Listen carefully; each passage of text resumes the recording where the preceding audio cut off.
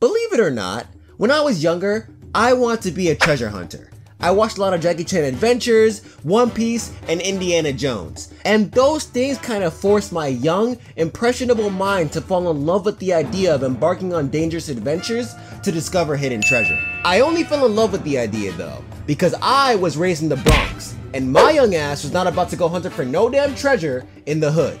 That's how you get jumped. Well, a few years later, the gaming company known as Naughty Dog heard my prayers and released one of the best adventure games known to man that just so happened to be about treasure hunting. I mean, at that point in my life, my goal reverted back to wanting to become a Pokemon master, so Naughty Dog was a little too late, but forget all that mess. The game was lit as hell, and it evolved into a series that was even more lit.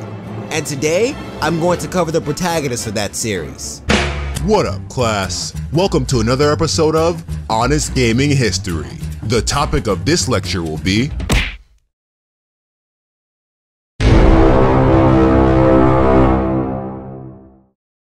Nathan Drake was born as Nathan Morgan in the year 1976. Him and his brother, Sam Morgan, were raised by their mother, Cassandra Morgan, who also happened to be a retired archaeologist and historian. At young ages, Sam and Nate were taught by their mother about the famous escapades of the explorer Sir Francis Drake. Well, until Cassandra abruptly died and left Nate and Sam in their father's care. Then the father left the brothers at an orphanage. Come on, people. We all know how screwed up these origin stories can get.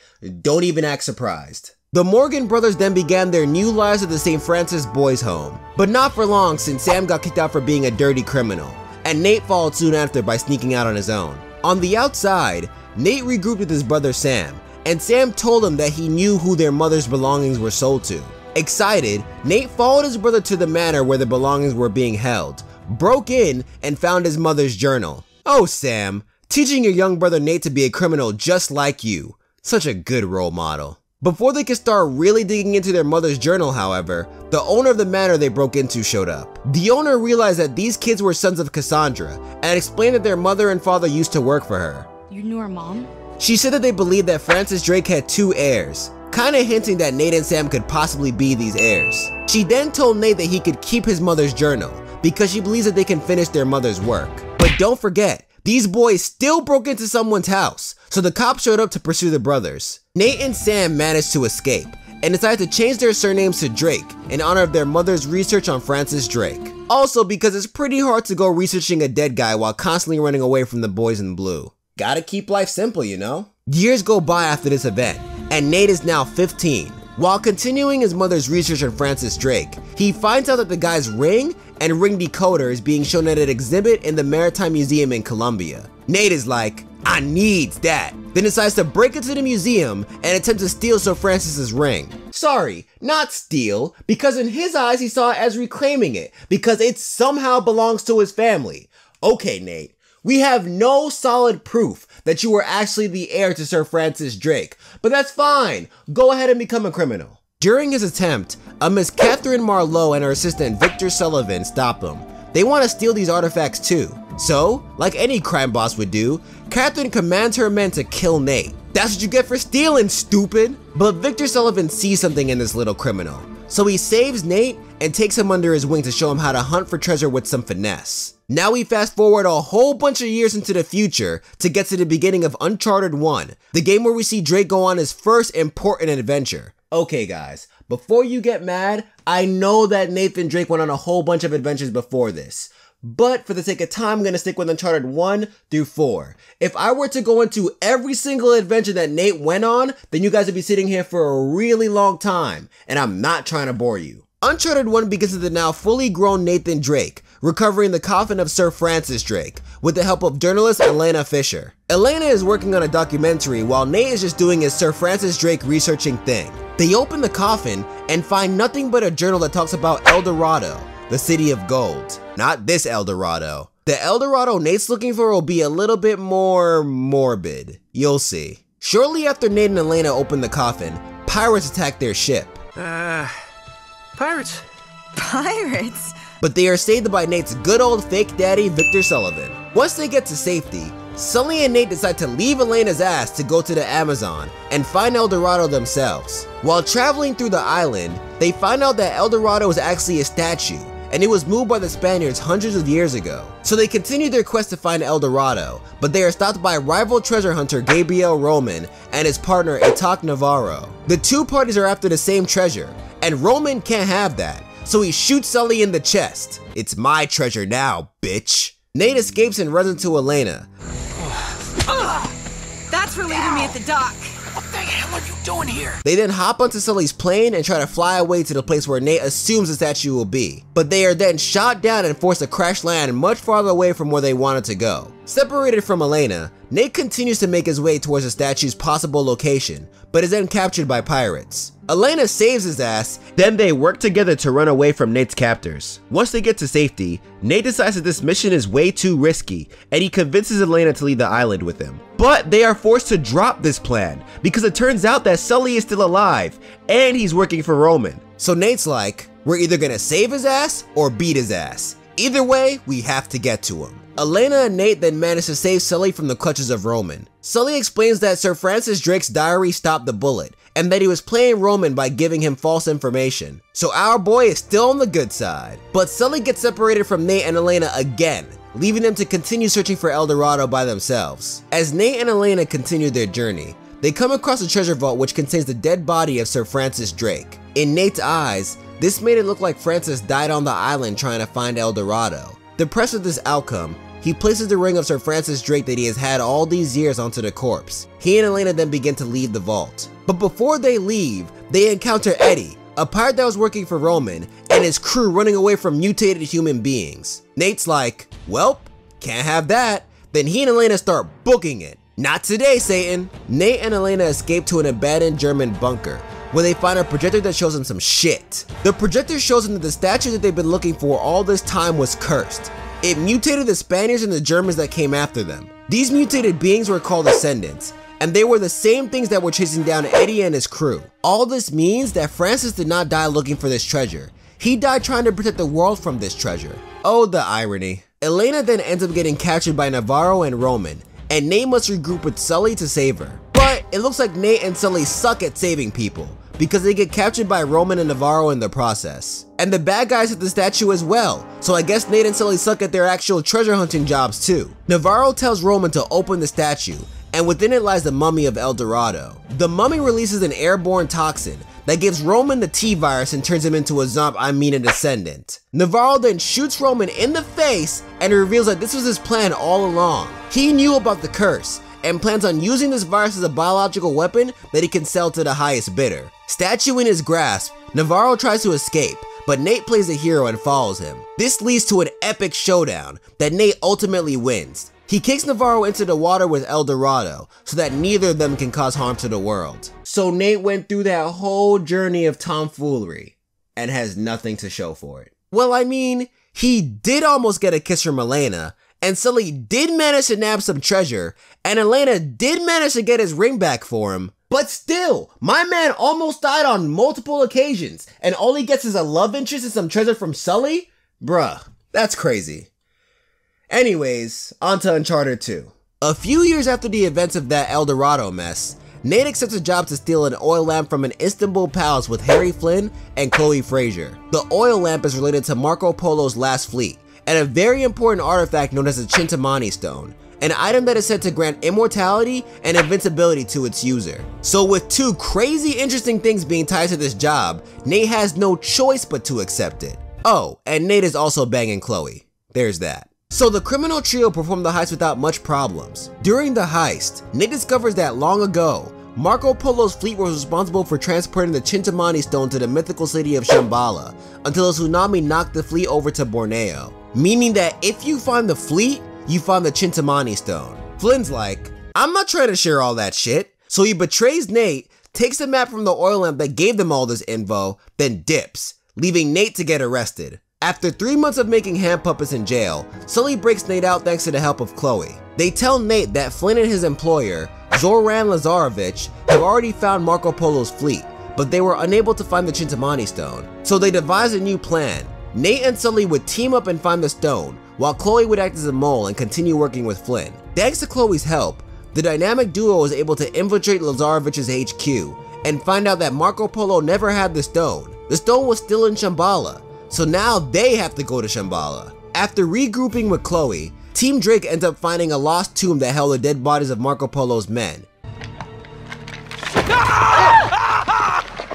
Christ almighty. Just kidding. Inside that tomb, they find a dagger called the Furba, and a letter from Marco Polo directing them to an unknown temple in Nepal. But Flynn finds our heroes, and takes the letter along with the dagger. Fortunately, thanks to fine-ass Chloe, the two manage to narrowly escape, and Drake gets his dagger back. Sully does decide to bow out this adventure though. He's getting way too old for this shit.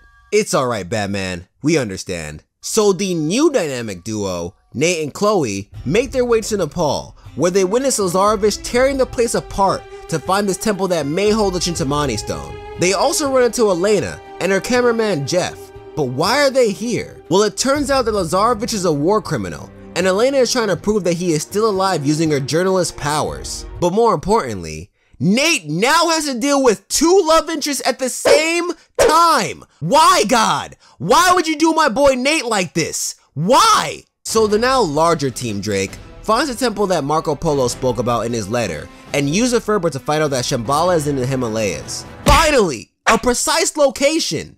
Kind of. Soon after this discovery, the team gets ambushed by Lazarevich's men, and Jeff the cameraman gets injured in the crossfire. Chloe's like, lead the dude, fam. But Nate is like, Ohana means family, and family means nobody gets left behind. So against Chloe's wishes, Nate helps Jeff out, but Lazarevich captures them and kills Jeff anyways.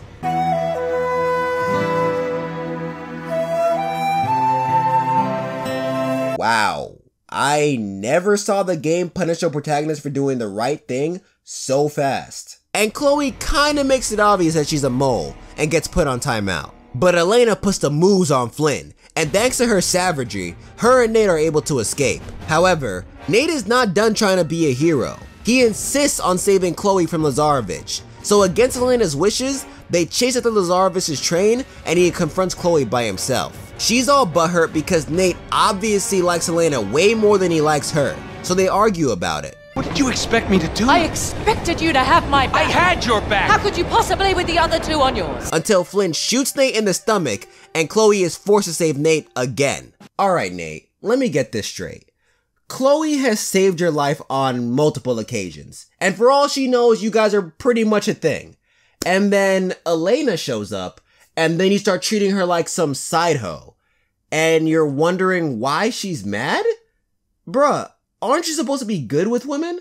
Flynn's soldiers go after Nate because of Chloe's distraction, so our boy shoots a propane tank on the train, which kills his pursuers, but also sends his half of the train onto the edge of a cliff. Nate escapes the train, falls unconscious, then wakes up in a Tibetan village. There, he reunites with Elena and meets Carl Schaefer, who tells him that the Furba is the key to finding Shambhala. Nate tells Schaefer that he is no longer interested in finding Shambhala or the Chintamani stone. So, to change his mind, Schaefer sends him on a quest to see how powerful the stone really is. When he returns from the quest, he witnesses a small Tibetan village being attacked by the bad guys, and they also took the Furba. He and Elena work together to take down Lazarevich's forces. He then reunites with Chloe, who has a Furba with her. She gives him the dagger, and with the help of Elena, they find the entrance to Shambhala. But the bad guys show up again, and this time they're using Chloe as a hostage. Nate gives into his heroic ways, and surrenders to Lazarevich and Flynn. He is then forced to go with Flynn and open the gate to Shambhala.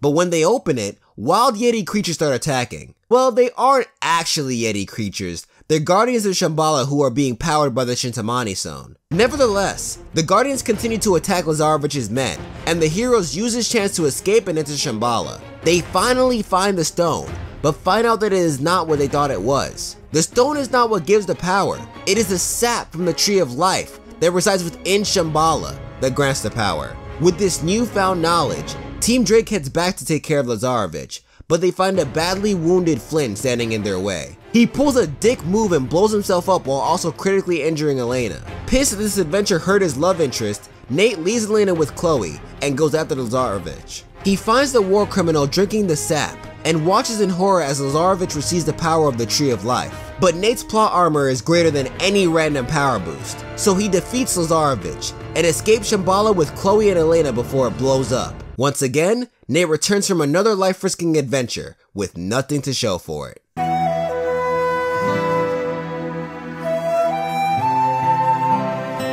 Once they get back to the Tibetan village, Chloe goes to Nate and is like, look bro, straight up, do you love the chick Elena or nah? Nate doesn't say yes, but he doesn't say no. So Chloe dubs his ass and dips. Damn Nate, she was fine too. Nate then reunites with Elena, they share a much anticipated kiss, then they look off into the sunset. On to Uncharted 3. Sometime after Drake blew up Shambhala, he and Sully go to London to try and sell Sir Francis Drake's ring to a man named Talbot for some cash. The duo accuses Talbot for trying to give them counterfeit money, so they fight. But the brawl leads to Nate and Sully being shot in an alleyway. Talbot's employer, Captain Marlowe, who is the same woman from the beginning of this long story, takes the ring from Nate. Then Cutter, one of Talbot's men, proceeds to kill Nate and Sully.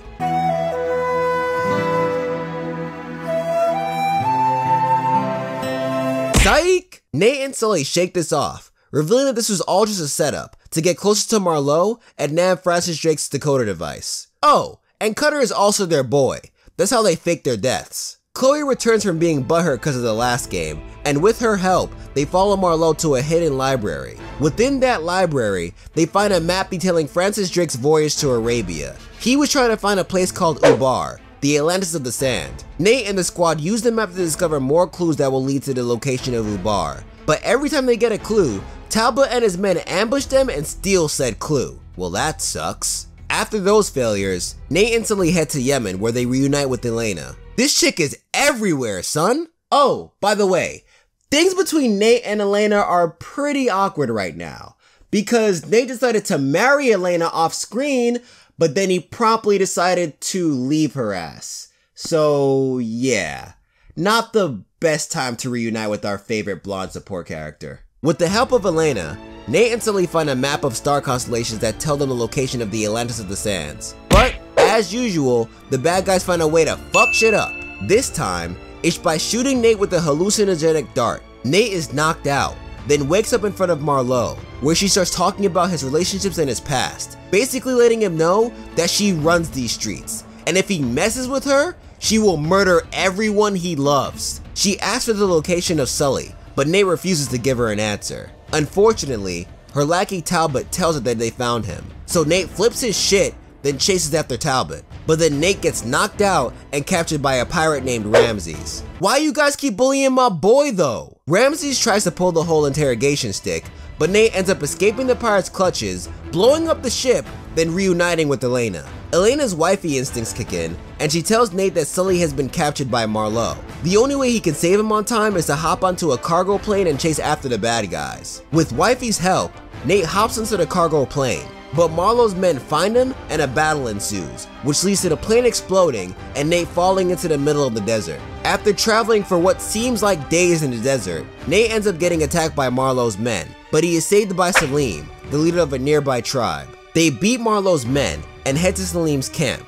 There, he tells Nate that Ubar was cursed by King Solomon when he imprisoned the evil jinn in the middle of the city. But Nate doesn't give a crap about a curse. He needs to save his boy Sully, so Salim agrees to help him, and together they save Sully and reach the gates of Ubar. Upon entering the Atlantis of the Sands, Nate decides to drink the first source of water that he sees. Which is understandable, you know, he's been walking around the desert for a pretty long time, must be pretty thirsty. But the water causes him to hallucinate, and he sees visions of Sully dying and people lighting on fire. This is why you don't just drink outside water, people. He eventually wakes up and finds Sully. But after his little acid trip, the curse that King Solomon placed on this city becomes clear.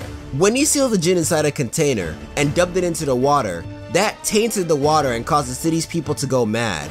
That led to the downfall of this city. Sir Francis Drake knew about this, which is why he abandoned his voyage to Ubar. With this info, the dynamic duo go to find Marlowe before she does something stupid, like try and take the container that the jinn was sealed in. When they find her, that's exactly what she's doing. So Nate does what he does best. He blows up the city, leaves the bad guys to die, then escapes with whoever wasn't lucky enough to follow him on this journey. In this case, Sully. Once back in Yemen, Sully has a heart-to-heart with Nate, then reveals that he still has Nate's wedding ring. He doesn't exactly tell him to get back with Elena, but he kinda does. So Nate gets back with Elena, and that is the end of Uncharted 3. Thank you guys so much for watching. Take care.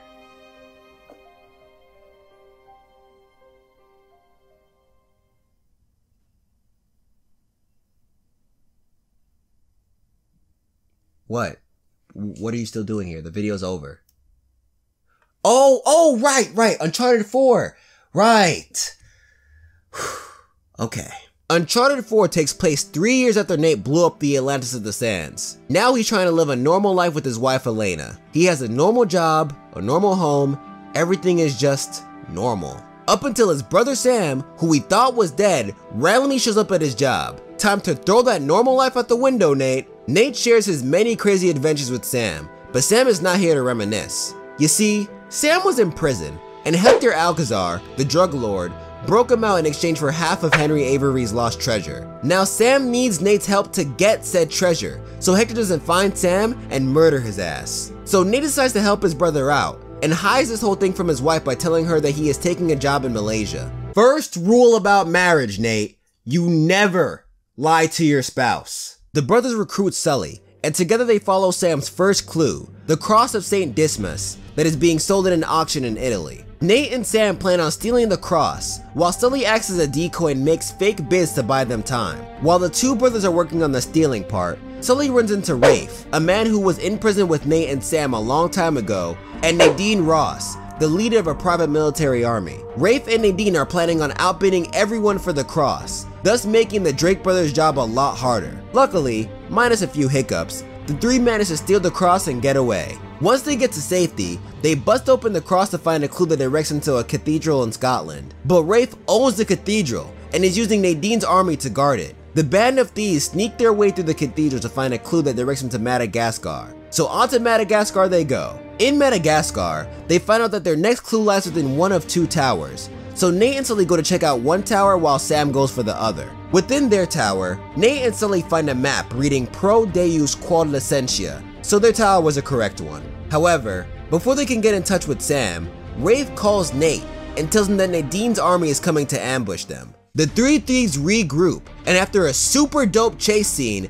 they escape Nadine's men. Once they get to safety, they find out that the map they found points to Libertalia, a fabled pirate utopia that was founded by Avery, that most likely contains his treasure. Super hype about this news, Nate and the squad start celebrating, until they find Elena in their motel. I told you, don't lie to your spouse! Elena is pissed that Nate lied to her, then walks out on him. Sully decides to stay back and keep an eye on her while the Drake brothers continue their mission. Nate and Sam move on to an island that was pointed out in the map they found. While searching on that island, they get attacked by Rafe, Nadine, and her men. The attack leads to them getting chased on boat and getting separated after being knocked into the water. Nate wakes up to a signal from Sam. He eventually reunites with his brother, but now that they have some breathing time, he stops his brother and is like, listen man, you're really obsessed with this treasure, and I've already lost so much because of this.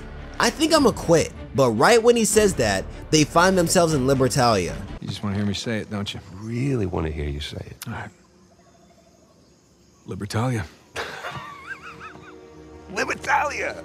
The Drake brothers make their way through Libertalia and find the treasure building, but the treasure isn't there. So after looking at some clues, they conclude that it may be in a place called New Devon. On the way, they get attacked by more of this game's bad guys. They ain't never gonna catch a break. Rafe confronts the brothers, and Nate desperately tries to strike a deal. Baffled by Nate's proposal, he realizes that Sam has been lying to his brother all this time. Rafe is the one who freed Sam. Hector Alcazar was dead before the breakout even happened. Nate is pissed, but Rafe is too evil to care. So, he attempts to shoot Nate in the face, but Sam takes the bullet and accidentally pushes Nate off a cliff. He later wakes up in the safety of his wife's arms, in the middle of the forest. See? This is why Elena is wifey. She never gives up on her man, even if he did leave her, and then get back with her, and then lie to her face.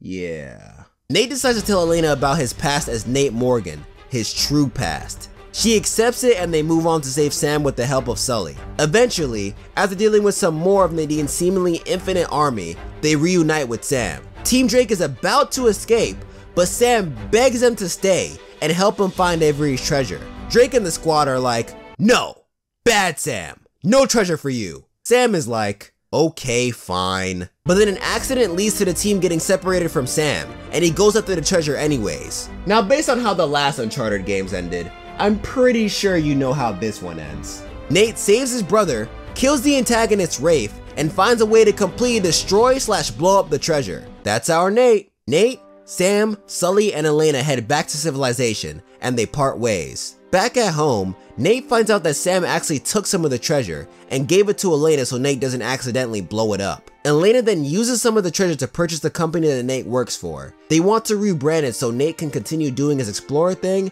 and Elena can continue doing her journalist thing. But now they can do it together, as a couple. And with that, they live happily ever after.